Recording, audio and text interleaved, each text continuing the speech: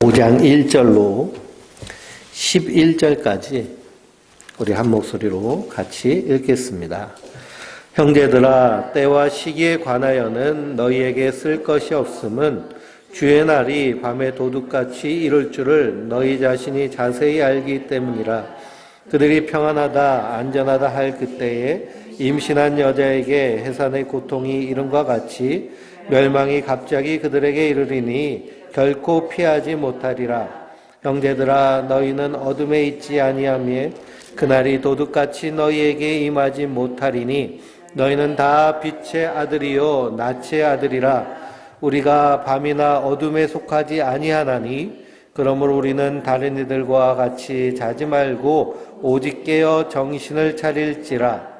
자는 자들은 밤에 자고 취하는 자들은 밤에 취하되 우리는 날에 속하였으니 정신을 차리고 믿음과 사랑에 호신경을 붙이고 구원의 소망의 투구를 쓰자. 하나님이 우리를 세우심은 노하심에 이르게 하심이 아니요 오직 우리 주 예수 그리스도로 말미암아 구원을 받게 하심이라. 예수께서 우리를 위하여 죽으사 우리로 하여금 깨어있든지 자든지 자기와 함께 살게 하려 하셨느니라.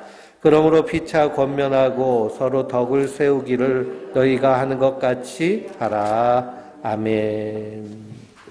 할렐루야.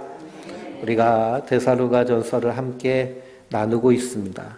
사도 바울이 데살로니가에서 복음을 전하다 유대인들의 방해로 정말 짧은 시간 복음을 전하고 그곳을 떠났는데요. 놀랍게도 거기서 하나님의 교회가 세워지고 믿음의 성도들이 믿음의 역사와 사랑의 수고와 소망의 인내를 풍성히 이루며 신앙생활하고 있습니다.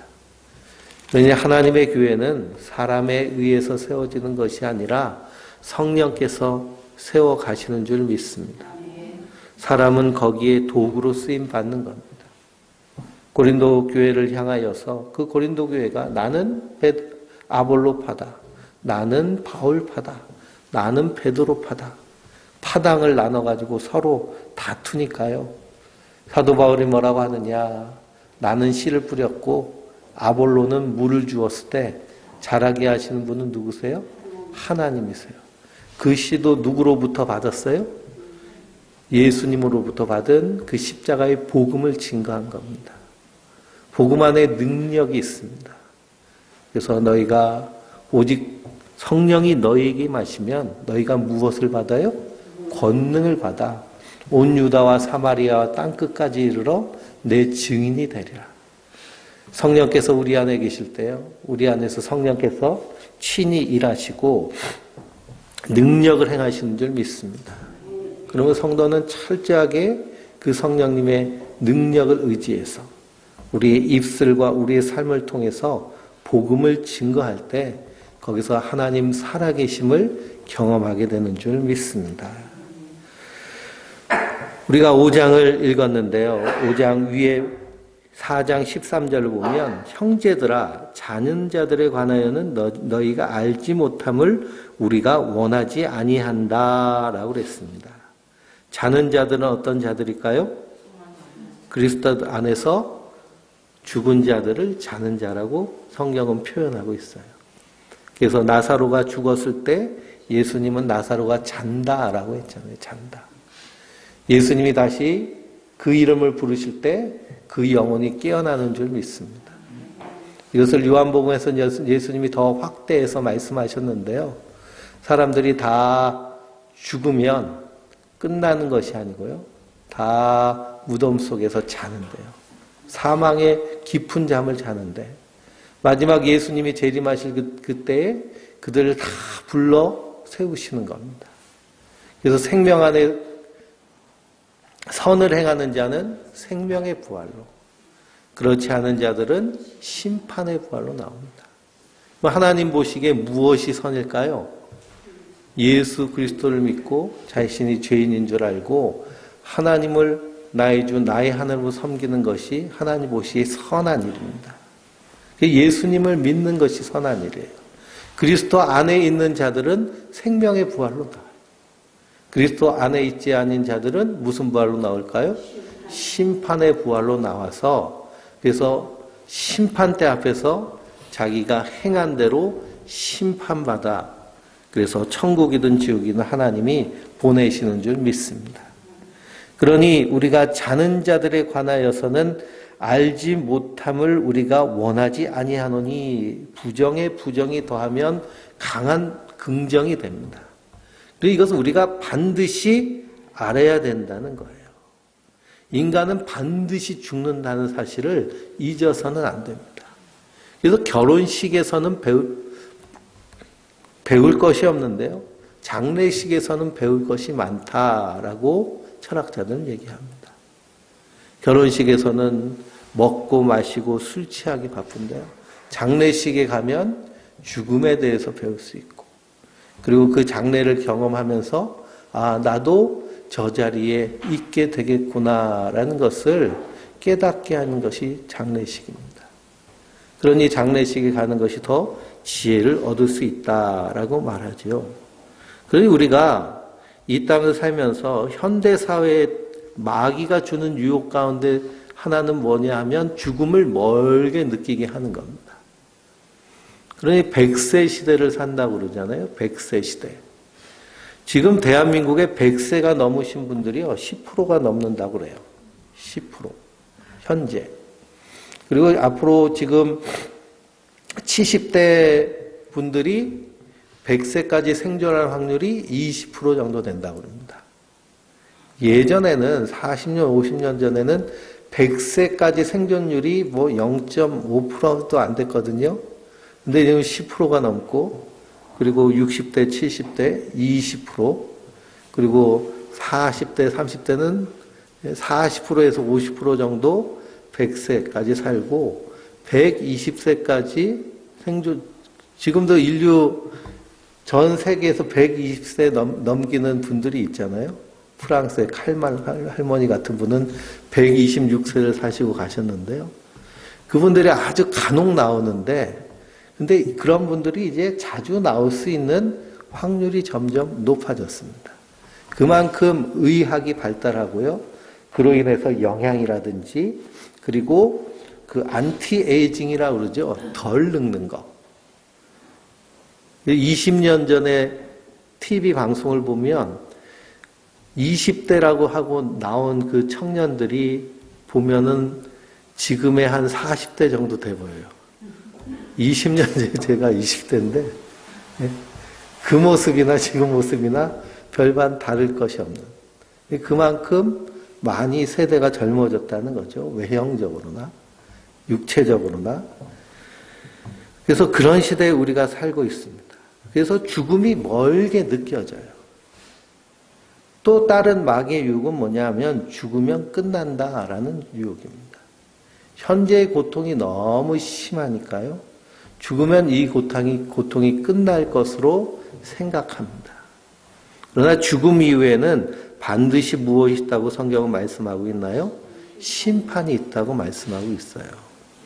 그러니 생명이라는 한자어 단어에는 살라는 하나님의 명령이 담겨져 있습니다.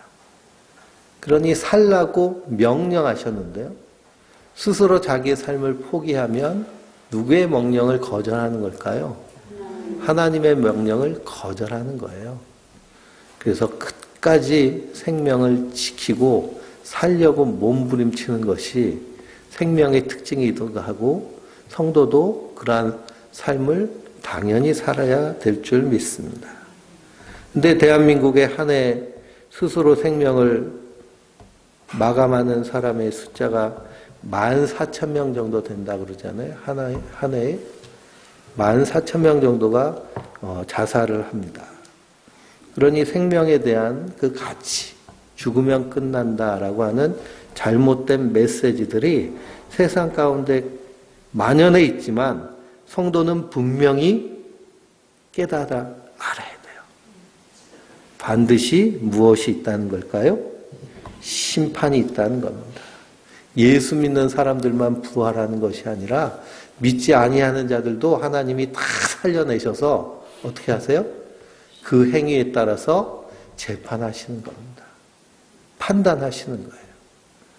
그러니 이순신 장군이 조선시대 사람인데 그때는 예수님 선교사도 없었고 복음도 전파가 안 됐는데 이순신 장군은 나라를 구원한 위인이잖아요. 성웅이라고도 이렇게 칭송하고. 그럼 예수 안 믿어서 지옥에 갈까요? 그게 아니라 그건 하나님이 그 인생을 판단하셔서 결정할 사항이에요.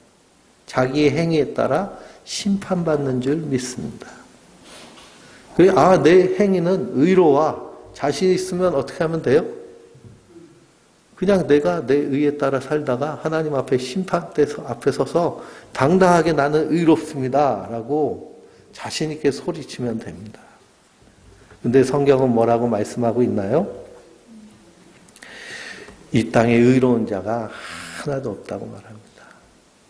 예수님께도 바리새인들이 와서 의로운 선생님이요 라고 했더니 예수님 뭐라고 하세요?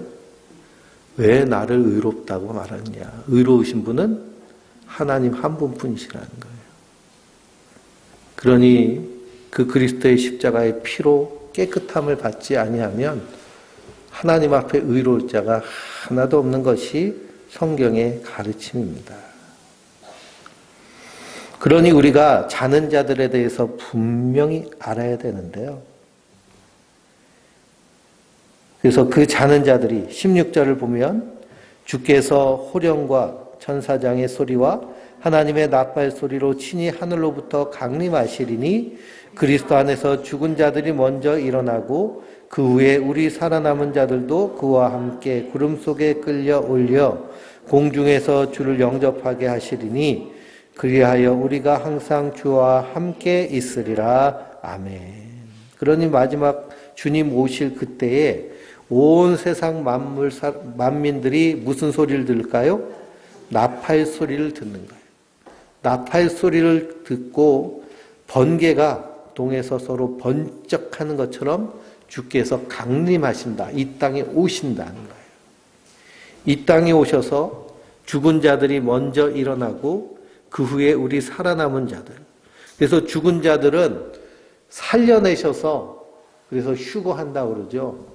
예수님께로 하나님 나라로 올라가고 그리고 살아있는 자는 그리스도의 영광스러운 몸으로 변화되어서 하늘로 올라가게 되는 줄 믿습니다. 이것을 데살로니가 성도들도 분명히 알고 있습니다. 그러면서 18절에 뭐라고 말씀하고 있어요? 그러므로 이러한 말로 서로 위로하라 그랬습니다. 이러한 말로 서로 위로하라. 그러니 성도는 이 땅에 소망이 있지 않고 영원한 하나님 나라에 소망이 있고 이 땅은 우리가 무엇으로 사는 걸까요? 나에게 주신 사명 가지고 사는 자들인 줄 믿습니다. 그래서 우리 인생에 행복이란 어디서 오느냐 하면 무조건적인 사랑, 그 안에서 분명한 삶의 목적이 있을 때 우리 인생은 행복해집니다. 많은 사람들이 돈, 명예, 권력, 쾌락을 가지고 행복을 누리려고 해요. 그러나 그것은 행복을 주는 것이 아니라 오히려 그것이 많으면 많을수록 어떻게 될까요? 변질되고 타락하게 만듭니다. 대한민국의 요즘 심각한 문제 중에 하나가 마약 문제예요. 청년층들이 마약 중독돼서 그래서 마약 중독자들이 엄청나게 많이 나오고 있습니다. 그러니 쾌락을 쫓아 살다가 중독에 빠지고 세상이 주는 욕심에 따라 살다가 그러다가 그것으로 잘못된 인생, 불행한 인생을 사는 것이 세상의 모습인데요. 성도들은 하나님의 사랑 안에서 그리스도의 십자가의 사랑 안에서 든든히 사는 자들인 줄 믿습니다. 뿐만 아니라 분명히 우리에게 이 땅에서 주신 사명이 있습니다. 그 사명에 따라서 하루하루 살 때 우리 안에 하나님의 은혜와 사랑이 풍성해집니다. 그러므로 이러한 말로 서로 위로하라는 거예요. 참된 위로는 예수 그리스도 안에서의 위로입니다. 저 북한에 정치범 수용소가 있는데요. 거기에서 가장 강제 노역 당하고 괴롭힘을 당하는 가장 고통당하는 사람들이 어떤 사람들이냐? 기독교인들입니다.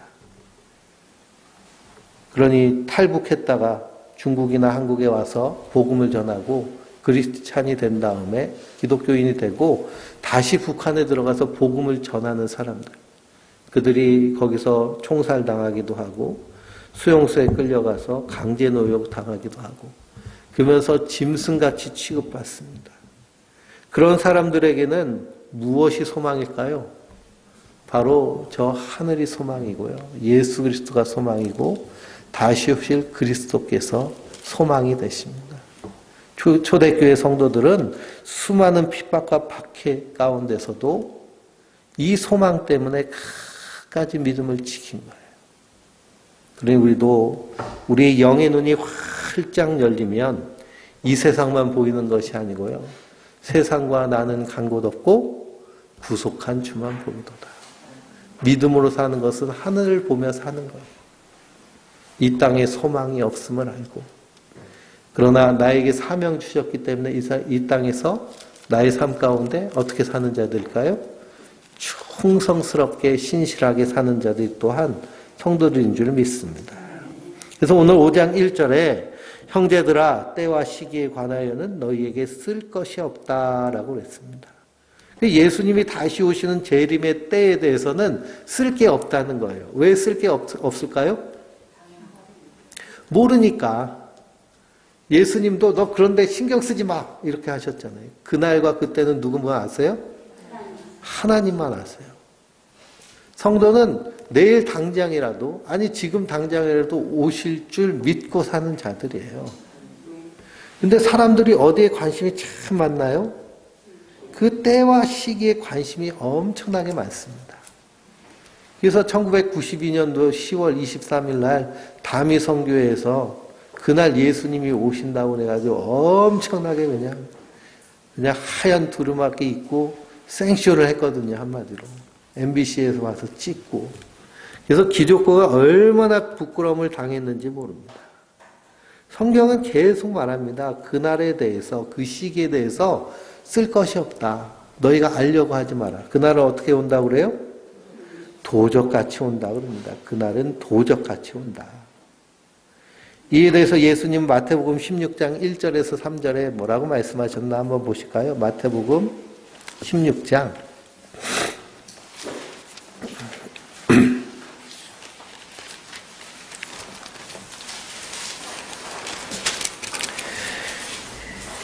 1절에서 3절입니다. 바리새인들과 사두개인들이 와서 예수를 시험하여 하늘로부터 오는 표적 보이기를 청하니 예수께서 대답하여 이르시되 너희가 저녁에 하늘이 붉으면 날이 좋겠다 하고 아침에 하늘이 붉고 흐리며 오늘은 날이 굳겠다 하나니 너희가 날씨는 분별할 줄 알면서 시대의 표적은 분별할 수 없느냐. 악하고 음란한 세대가 표적을 구하나 요나의 표적밖에 보여줄 표적이 없느니라 하시고 그들을 떠나가시니라 그랬습니다. 우리도 하늘 보면서 오늘 구름 잔뜩 꼈으니까 비가 오겠네.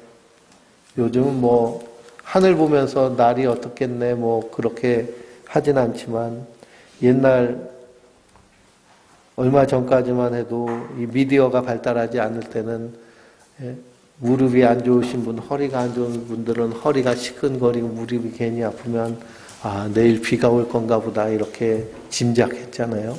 저기압이 몰려오면 기압이 낮아져 가지고 더 쑤십니다. 하늘을 그렇게 분별하면서 너희가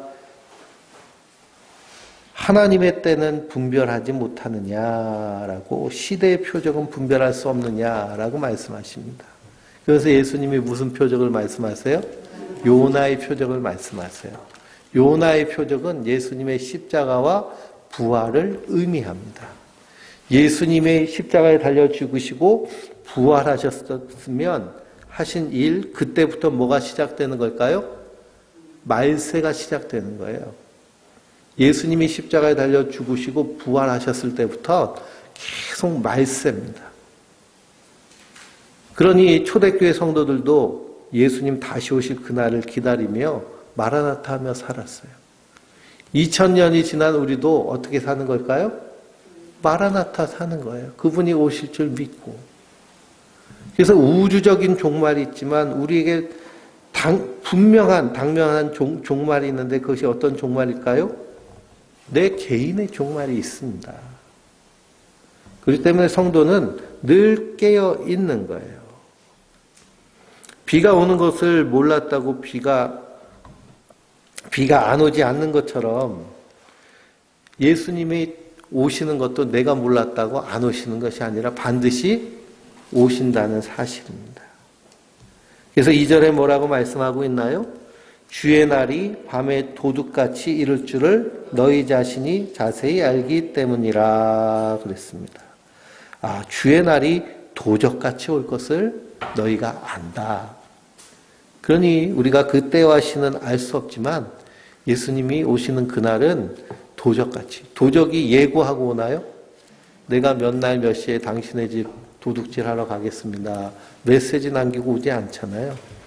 그러나 우리가 이 세상이 되어지는 그 상황과 때와 그런 모습을 보면서 우리가 주님 오실 그날 다가왔음을 깨닫고 기다리며 소망하는 자들인 줄 믿습니다.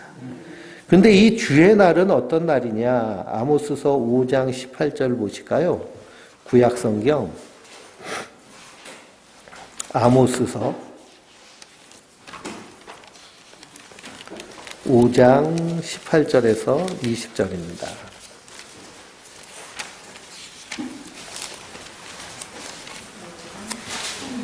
18절, 20절입니다. 1280페이지. 화 있을진저 여호와의 날을 사모하는 자여 너희가 어찌하여 여호와의 날을 사모하느냐? 그날은 어둠이요 빛이 아니라 마치 사람이 사자를 피하다가 곰을 만나거나 혹은 집에 들어가서 손을 벽에 대었다가 뱀에게 물림 같도다. 여호와의 날은 빛 없는 어둠이 아니며 밤 없는 캄캄함이 아니냐 그랬습니다. 빛남 없는 캄캄함이 아니냐.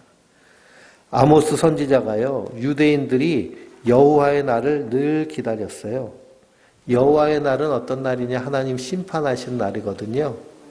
하나님이 심판하시면서 자기들은 어떻게 할 줄 알았어요? 구원받을 줄 알았어요. 근데 선지자는 뭐라 그래요? 너희도 같이 죽어. 너희도 같이 심판받아. 하는 그 얘기입니다. 그래서 로마서 14장 12절 한번 보실까요?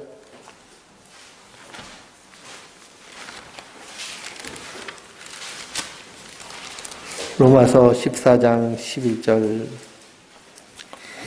이러므로 우리 각 사람이 자기 일을 하나님께 짓고 하리라 그랬습니다. 거기 11절을 보면 주께서 이르시되 내가 살았노니 모든 무릎이 내게 꿇릴 것이요 모든 혀가 하나님께 자백하리라 하였느니라. 이러므로 우리 각 사람이 자기 일을 하나님께 짓고 하리라. 언제 이런 일이 일어날까요? 10절에 보면 우리가 다 하나님의 심판대 앞에 서리라 그랬어요. 하나님의 심판대 앞에 서리라. 그러면 우리가 하나님 앞에 심판대 앞에 섰을 때 하나님 앞에 다 무릎 꿇고 그리고서는 혀가 하나님께 뭐해요? 자백하는 거예요. 하나님 앞에서 거짓말 할 수 있을까요? 없을까요? 거짓말을 할 수 없어요. 혀가 알아서 줄줄줄 자백하니까요. 줄줄줄 자백합니다. 그러니 로마서 14장에서는 형제를 비판하지 말라라는 그런 내용으로 이렇게 말씀하시거든요. 형제를 비판하고 어찌하여 내 형제를 없인 여기느냐. 우리가 다 하나님의 심판대 앞에 서리라. 그러니 성도는 이 땅에서 두렵고 떨림으로 주님 재림을 기다리는 자들입니다. 두렵고 떨림은 너희 구원을 이루어 가라라고 그랬잖아요. 왜 그러냐? 예수님이 나를 위해 십자가에 달려 죽으셔서 그리고 부활하셔서 허물과 죄를 깨끗하게 씻어주셨습니다. 그래서 우리는 하나님 보시기에 깨끗한 자예요. 그러면 어떻게 행해야 될까요? 깨끗하게 행해야 돼요. 빛 가운데 행해야 돼요. 예수님이 나 구원해 주셨으니 난 깨끗해 하면서 막 살면 안 되죠. 그러니 입술로 마구 정죄하고 비난하고 판단하면서 그러면서 예수를 믿는다. 그렇다면 그것은 예수님을 십자가에 한 번 더 못 박는 행위가 된다는 겁니다. 그러니 죄가 더한 것에 은혜가 더한다고 우리가 더 계속 죄 짓겠다는 거예요. 은혜 받으려고. 그럴 수 없느니라 그랬습니다. 우리는 날마다 씻어야 돼요. 뭘로 씻어요? 예? 하나님의 말씀으로 날마다 씻는 거예요. 말씀을 가까이 하고 말씀을 읽으면 그 사람은 언어의 지배를 받게 돼 있고요. 그리고 생각하는 것이 말이 되고 말이 행동이 되고 행동이 습관이 되고 습관이 인격이 돼서 그것이 인생이 되죠. 하나님 말씀을 늘 아침마다 묵상하면 그 말씀이 나를 주장하여서 내 머릿속에서 뭐가 주장돼요? 말씀이 주장돼요. 그럼 내 입술에서 뭐가 나올까요? 그 하나님의 말씀에 합당한 그런 입술의 열매가 맺힙니다. 그것이 행동이 됩니다. 그래서 저도 삶 공부를 배울 때보다 삶 공부를 가르치면 가르칠수록 누가 계속 찔릴까요? 제가 계속 찔려요. 맨날 사랑 얘기하는데 사랑 얘기하고요. 그러면 내가 그렇게 얘기한 대로 살아가야 되기 때문에 계속 찔림을 받습니다. 그래서 더 노력하게 되고 그렇게 살려고 애쓰게 되고 그런 것처럼 말씀이 우리 안에서 주장할 때 우리가 그 말씀 안에서 깨끗하게 씻음을 받는 줄 믿습니다. 그러니 성도들은 이미 알고 있는 그날이 도적같이 올 줄 알고 깨어있는 자들입니다. 그런데 2절에서는 주의 날이 밤에 도둑같이 이룰 줄을 너희 자신이 자세히 알기 때문이다 그랬는데요. 그러나 4절에는 너희는 어둠에 있지 아니하매 그날이 도둑같이 너희에게 임하지 못하리라 그랬습니다. 빛 가운데 거하면 도둑이 오질 않는다는 거예요. 도둑은 예수님을 의미하잖아요. 빛 가운데 거하는 자는 누구랑 함께 사는 자들이에요? 예수님과 함께 사는 자들이에요. 그러니 그리스도 안에 있는 자들은 이미 예수님과 살고 있는 자들이에요. 예수님이 다시 오실 것을 기다리고 살지만 이 땅에서 이미 살아내고 있는 자들입니다. 그렇기 때문에 이 땅에서 내가 죽으면 천국까지 예수님 오시면 내가 뭐 하지 하는 게 아니라 이미 어느 나라의 백성으로 사는 거예요? 하나님 나라의 백성으로 살아내고 있는 겁니다. 그러니 그날이 도둑같이 임하지 못한다고 사도 바울은 말하고 있습니다. 그러나 도둑같이 임하는 사람들은 어디를 사는 사람들이에요? 밤을 사는 자들이에요. 어둠 가운데 있는 자들, 빛 가운데로 나오지 아니하고 3절에 보니까 그들은 평안하다 안전하다 할 그때에 임신한 여자에게 해산의 고통이 이름과 같이 멸망이 갑자기 그들에게 이르리니 결코 피하지 못하리라 그랬습니다. 저는 임신을 해보지 못해서 모르겠지만요. 임신하신 분들은 이제 10개월이 다 되면 9개월이죠. 그러면 출산할 때가 되면 그런 징조들이 나타나잖아요. 그래서 요즘은 초음파 기술이 발달해가지고 아이 얼굴이 아주 그냥 나오는 거랑 똑같이 나오더라고요. 그래서 언제쯤 아이가 나올 것을 예정은 할 수 있습니다. 그런데 진통이 시작되는 때는 알지 못해요. 누구만 알 수 있을까요? 진통을 당하는 사람만 알 수 있겠죠. 그렇게 오신다는 겁니다. 그러니 언제 해산의 고통이 이른다고 그래요? 평안하다, 안전하다 할 때 온다는 겁니다. 평안하다, 안전하다 할 때가 언제냐? 첫 번째는 세상의 즐거움에 빠져 살 때 그렇습니다. 세상이 좋은 거예요. 이 세상에서 누릴 거 누리고 즐길 거 즐기고 그리고 가질 거 가지면서 이 세상이 너무 좋은 사람들, 그 사람들은 이 땅이 어때요? 평안하고 안전한 거죠. 평안하고 안전한. 또 두 번째는 어떤 사람이 평안하다 안전하다 하느냐 하면 거짓 선지자에게 미혹될 때 그렇습니다.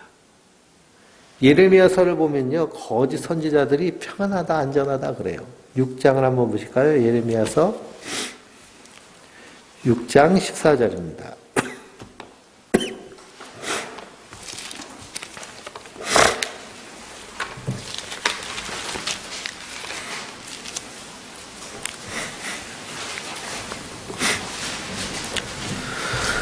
육 장 14절 그들이 내 백성의 상처를 가볍게 여기면서 말하기를 평강하다 평강하다 하나 평강이 없도다 그랬습니다. 지금 백성들이 죄로 인해서 우상 숭배로 인해서 불의로 인해서 그래서 그 상처가 어때요? 아주 심각해요. 하나님의 진노와 심판이 바로 코앞에 있어요. 그런데 선지자가 제사장이 뭐라고 그래요? 평강하다, 평강하다, 괜찮아, 괜찮아. 그러니 예전에는 80이 넘으신 분이 이렇게 암이나 중증 질환에 걸리면 자녀들이 숨기고 괜찮아요, 감기래요, 소화불량이래요. 예? 그렇게 얘기하면서 그냥 무마하면서 지나갔던 일들이 많잖아요. 그런 거랑 같다는 거예요. 하나님의 심판이 지금 코앞에 있는데 지금 다 썩어 문드러서 죽게 생겼는데 평안하다 평안하다 하는 거예요. 거짓 선지자들이 이렇게 얘기합니다. 신천지들은 자기 장막 성전 안에 들어오면 그러면 14만 4천 안에 들어와서 그래서 육체의 영생을 얘기합니다. 거기서 거기 있으면 평안하다 평안하다 그런 거예요. 그 거기에 세뇌돼 가지고 거기에 있어야 됩니다. 거기서 나가는 것이요 엄청난 두려움이에요. 거기에 완전히 빠진 사람들은 거기에서 나갔다가 구원에서 탈락하면 어떡하나. 구원파들도 그렇게 얘기합니다. 그러니 그들이 다 어떤 자들이에요? 거짓 선지자들입니다. 미혹하는 자들이에요. 평안하다 안전하다 그러는데요. 이 땅에 평안이 없고요. 이 땅에 안전이 없습니다. 오직 예수 안에서만. 내가 예수를 그리스도로 정말 믿고 있는지 날마다 우리 신앙을 점검하고 확인해야 될 줄 믿습니다. 그래서 예수 안에 거한다라는 것은 말씀 안에 거하는 것이고요. 그리고 말씀의 인도함을 받는 겁니다. 형제들아 너희는 어둠에 있지 아니하며 그날이 도둑같이 너희에게 임하지 못하리니. 5절에 뭐라고 말씀하고 있나요? 너희는 다 빛의 아들이요 낮의 아들이라 우리가 밤이나 어둠에 속하지 아니하나니 그랬습니다. 이 밤은 세상을 얘기하는 것이고요.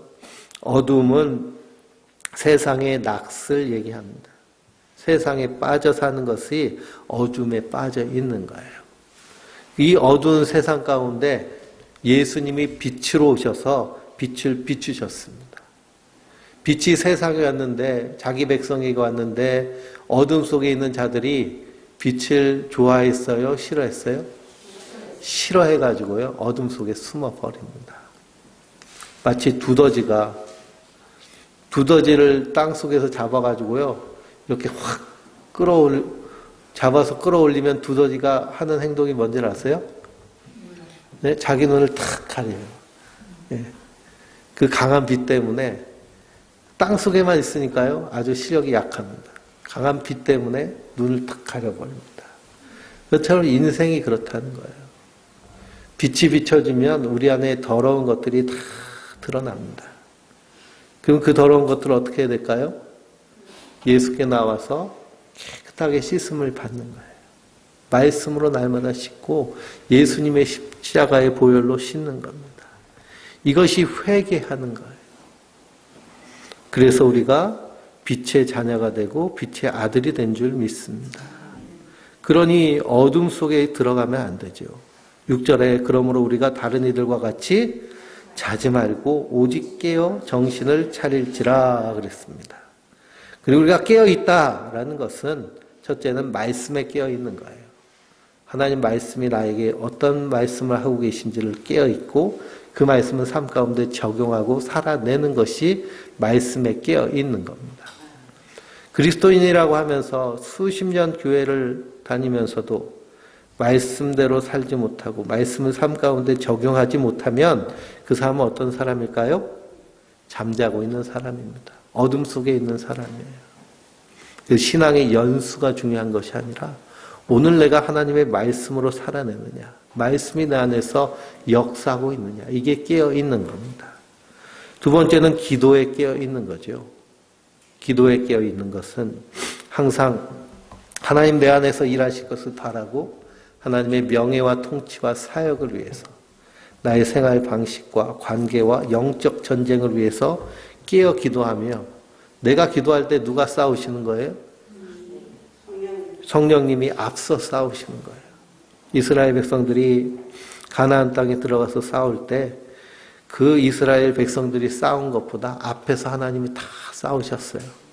다윗이 가는 곳마다 하나님이 승리하게 하셨는데요. 다윗이 가서 싸워서 승리한 것이 아니라 앞서 나가서 싸우시는 거예요. 그래서 승리를 주시는 줄 믿습니다. 그러니 하나님 내 안에서 역사하시는지 기도에 깨어 있어야죠. 그래서 내가 무슨 기도를 지금 하고 있는지 깨어 있어야 됩니다. 너희는 이방인들처럼 뭐 하지 말라고 하세요? 중언부언하지 말라고 하세요. 이 말하고 저 말하고 요 말하고 저 말하고. 그래서 우리가 하는 기도가 저 절간에서 하는 기도, 저 성황당에서 비나이다 하는 기도의 내용과 동일하다면 그 기도는 문제가 있는 기복적인 기도입니다. 그런 복은요 하나님 알아서 다 주세요. 하나님의 백성이기 때문에. 먼저 그의 나라와 그의 의를 구하라. 그리하면 이 모든 것을 너희에게 더하시리라 그랬습니다. 이 모든 것은 우리가 세상에서 사명 감당하면서 필요한 것들을 다 주시는 거예요. 그게 무엇을 입을까 무엇을 먹을까 염려하지 말라고 하시잖아요. 요즘 그 황금사과라는 게 나와가지고요. 몇 번 사 먹어봤더니 맛있더라고요. 그래서 저희 아내랑 재난지원금 나와가지고 농협에 가서 황금사과 한 봉지 샀습니다. 조그만 거, 주먹대기보다 작은 거. 그래서 이거 맛있는데 2봉지 살까 그러다가 한 봉지만 사다 그러고 왔는데요. 근데 한 박스가 와 있더라고요. 하나님 더 좋은 걸로 한 박스가 아주 그냥 제 얼굴만한 거, 그 뻥이겠죠. 얼굴만한 수박만 하겠는데 하나님 채워주시는 삶을 통해서 하나님 순간순간 채워주시거든요. 그래서 우리가 정말 주를 위해서 살면 우리의 삶 가운데 그런 신기하고 재미있는 일들이 계속 일어납니다. 하나님 날 돌보시는구나. 나와 함께 하시는구나. 나를 인도하시는구나. 저희가 처음에 개척했을 때는요, 이렇게 여기 원주에 오니까 이게 동문회, 체육대회하고 또 목회자들 모여가지고 뭐 행사하고 할 때 그 추첨하더라고요, 추첨. 행운권 있죠, 행운권 추첨. 인천에 살 때는 행운권 같은 추첨에서 당첨된 적이 없습니다. 휴지도 한번 받은 적이 없어요. 근데 코로나 일어나기 전에 한 3년 동안은 가면은 계속 받더라고요. 그래서 저도 받고 저희 아내도 받고 둘이 가니까. 근데도 그냥 별 볼 일 없는 거 뭐 휴지, 라면 그런 거 받는 게 아니라 1, 2, 3등 안에 있는 걸 받더라고요. 근데 올해 갔더니 김 하나 받았는데요. 그래서 깨달은 게 뭐냐. 개척했더니 하나님이 이런 걸로 위로를 주시는구나. 감사합니다. 근데 이제 넌 위로는 그만 받아도 될 것 같다. 그러시니까 김만 주시는구나. 이렇게 느껴집니다. 그러니 우리가 기도에 깨어있다라는 것은 내가 이렇게 기도했을 때 하나님이 어떻게 응답하여 주시는지, 어떻게 인도해 주시는지 내 인생길을 잘 살피면 창세기의 요셉이 창세기 마지막 장에 요셉이 뭐라 그래요? 형들이 나에게 악을 행하였을지라도 하나님 그걸 어떻게 하셨어요? 선용하셔서 오늘날 많은 영혼들을 구원하는 그 일을 나에게 맡겨주셔서 내가 했습니다 라고 고백하는 겁니다.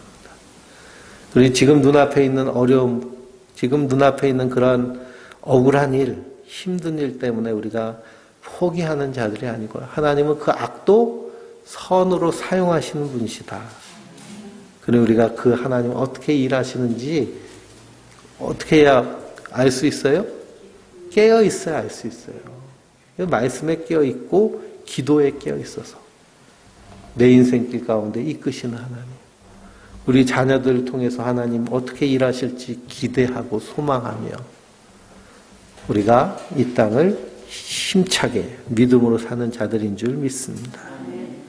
그래서 6절에 우리가 다른 이들과 같이 자지 말고 오직 깨어 정신을 차릴지어다 그랬습니다. 그러니 다른 이들은 어떤 이들이에요? 그리스도 밖에 있는 자들. 그런 사람들 지금 뭐 하고 있는 거예요? 자고 있는 거예요. 부지런히 뭔가를 하는 것도 하나님 보시기에는 그냥 자고 있는 겁니다. 7절에 자는 자들은 밤에 자고 취하는 자들은 밤에 취하되 우리는 낮에 속하였으므로 정신을 차리고 믿음과 사랑에 호신경을 붙이고 구원의 소망의 투구를 쓰자 그랬습니다. 믿음과 사랑에 호신경을 붙인다는 건요, 우리 가슴. 그래서 활을 쏘면은 가슴을 보호하는 그런 갑옷을 입는 것이 호신경입니다. 무엇의 갑옷이에요? 믿음의 갑옷이에요. 사랑의 갑옷이에요. 성경은 다 하나님이 우리를 향하신 사랑이 기록되어 있는 말씀이 성경이에요. 마귀는 어떻게 해서든지 우리를 넘어뜨리려고 온갖 비난과 참수를 합니다. 근데 성경은 뭐라고 그래요? 너는 내 것이라고 그러잖아요. 내가 너를 지명하여 불렀느니 너는 내 것이다. 근데 세상에서 줄 세우잖아요. 요즘 또 교육부 장관 정권이 바뀌면서 초등학생들부터 일제고사를 보려고 하니까 막 선생님들이 반대를 해요. 왜냐, 줄 세기 해가지고 아이들이 향상되지 않고 오히려 1등부터 꼴등까지 쭉 줄 세워놓으면 그것 때문에 비교의식 그리고 여러 가지 그로 인한 잘못된 감정들에 휩싸여서 오히려 교육을 망치게 되고 사람을 망치게 되는 겁니다. 근데 세상은 그래요. 마귀는 그래요. 그래서 금수저, 은수저, 흙수저 나눠가지고 사람을 판단하고 평가하고 그것이 세상의 모습이지만 그리스도인들은 누구의 말씀을 듣는 자들이에요? 하나님의 말씀을 듣는 자들이에요. 하나님 나를 얼마나 사랑하고 있는지 주님께서 하신 그 놀라운 일들 내가 믿음으로 우리가 믿음의 갑옷을 든든히 쓰고 있는 자들, 입고 있는 자들인 줄 믿습니다. 구원의 소망의 투구를 쓰자 그랬습니다. 머리와 가슴을 제일 보호를 잘 해야죠. 그래서 오토바이 탈 때도 헬멧 안 쓰면 벌금 내고 헬멧을 쓰면 그러면 부딪혀도 머리만 상하지 않으면 웬만하면은 생존 가능성이 높죠. 그래서 우리 투구는 무엇으로 머리를 보호해요? 구원의 소망으로. 구원의 소망은 누가 주셨어요? 예수님이 주셨잖아요. 십자가에 달려 죽으심으로. 우리가 아직 죄인 되었을 때, 우리가 아직 원수 되었을 때 그분께서 나를 위해 십자가에 달려 죽으셔서 그래서 내 죄값을 다 치르시고 그 값으로 나를 사셨어요. 그러니 마귀가 와가지고 당신 그렇게 해서 천국 가겠어? 그러면은 뭐라고 하면 될까요? 그렇게 예수 믿어서 천국 가겠습니까? 그렇게 신앙생활해서 천국 가겠습니까? 그런 얘기들은 다 무슨 얘기예요? 우리의 행위에 따라서 하나님께서 천국, 지옥, 당락을 결정하신다고 하는 율법주의잖아요. 그런 잘못된 말에 속지가 않습니다. 율법주의자는 와가지고요, 당신 할례 받지 아니하면 구원받지 못한다고요. 당신 이것 하지 아니하면 이렇게 하지 아니하면 하나님 백성이 아니라고 하면서 그렇게 정죄하고 판단합니다. 그러나 성도는 이 구원의 확실한 은혜, 믿음으로 말미암는 구원의 그 은혜를 투구로 든든히 쓸 때 아무리 마귀가 공격해도 상처받지 않는 거예요. 9절 말씀에 하나님이 우리를 세우심은 노하심에 이려고 하심이 아니요 오직 우리 주 예수 그리스도로 말미암아 구원을 받게 하심이라 그랬습니다. 하나님은 우리를 구원하시기 위해서 우리를 부르신 거예요. 심판하기 위해서 부르신 게 아니에요. 수고하고 무거운 짐진 자들아 다 내게로 오라. 내가 너희를 쉬게 하리라. 예수님이 그렇게 말씀하신 이유는요. 유대인들이 하나님의 백성이잖아요. 하나님 백성답게 자유함으로 살아야 되는데 율법의 노예가 돼가지고 꼼짝달싹 못하는 겁니다. 우리 신앙생활하는 것도 마찬가지. 그리스도 안에서 자유한 자입니다. 그런데 종교의 규칙에 매여가지고 옴짝달싹하지 못하고 이렇게 안 하면 하나님 벌 주시면 어떡하나, 이렇게 하면 하나님 심판하시면 어떡하나. 우리를 종으로 부르지 않고 자녀로 불러주셨어요. 자녀들이요, 어렸을 때는 부모와 말을 좀 듣는데 대학교 가니까 도무지 듣질 않더라고요. 자기 생각, 자기가 결정한 것이 중요해요. 그냥 왜 내 의견에 존중하지 않고 동참하지 않냐고 얘기를 해요. 그래도 자녀이기 때문에 다 받아주는 거잖아요. 사랑하기 때문에 받아주고. 그렇지만 하나님도 마찬가지입니다. 하나님 우리를 사랑하시는 분이세요. 성도는 그 사랑을 풍성히 알면 알수록 우리가 주 안에서 자유한 자이면서 사랑의 빚진 자로 사는 자들입니다. 이 사도 바울은 복음을 위해서 살았지만 그 누구보다도 자유한 자예요. 세상에 매이지 않고 어떤 율법 조항에 매이지 않고 그리스도 안에서 자유함을 누린 것처럼 우리도 그러한 자들인 줄 믿습니다. 그래서 10절 말씀에 예수께서 우리를 위하여 죽으사 우리로 하여금 깨어있든지 자든지 자기와 함께 살게 하려 하셨느니라. 그러므로 피차 권면하고 서로 덕을 세우기를 너희가 하는 것 같이 하라 그랬습니다.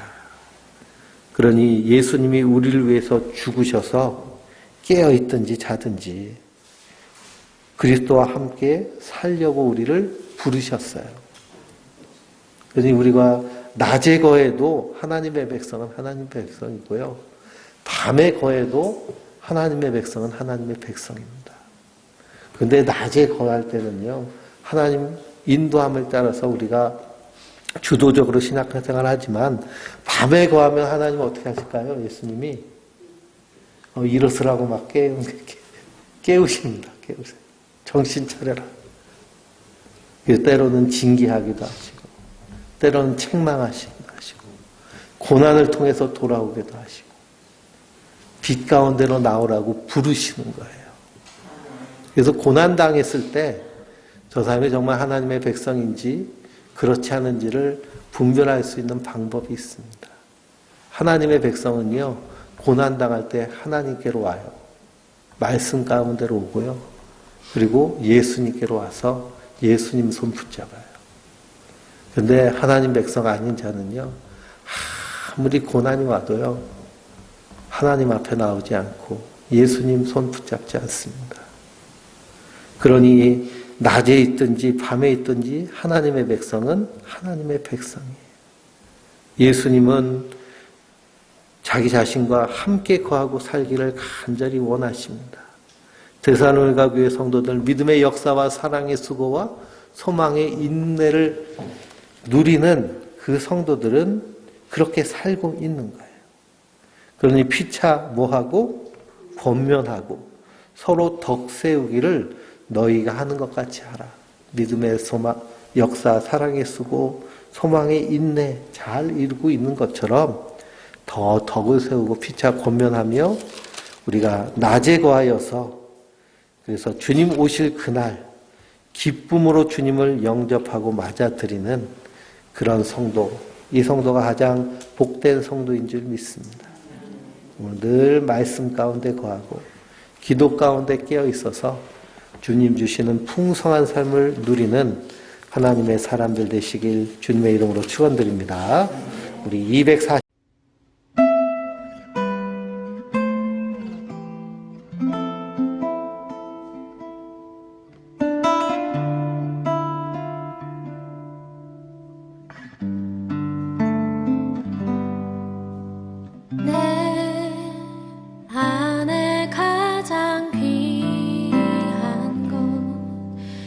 예수를 알미라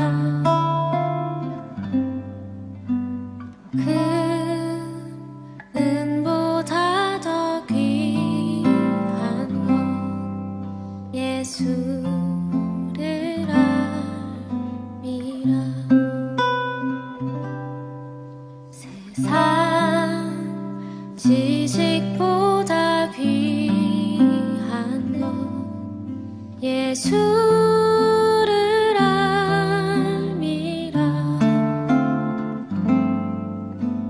내 안에 가장 귀한 것 예수를 알미라.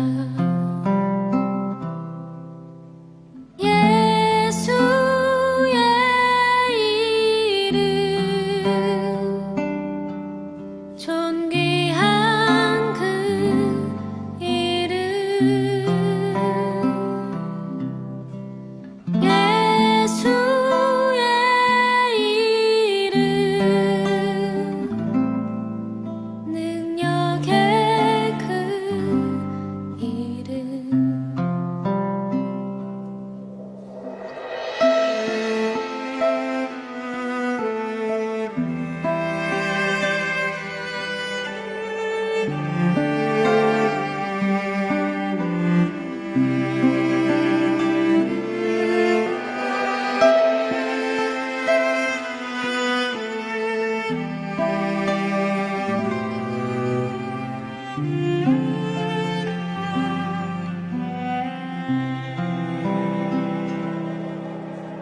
내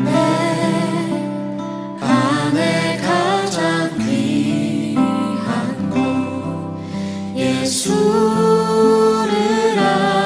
알미라.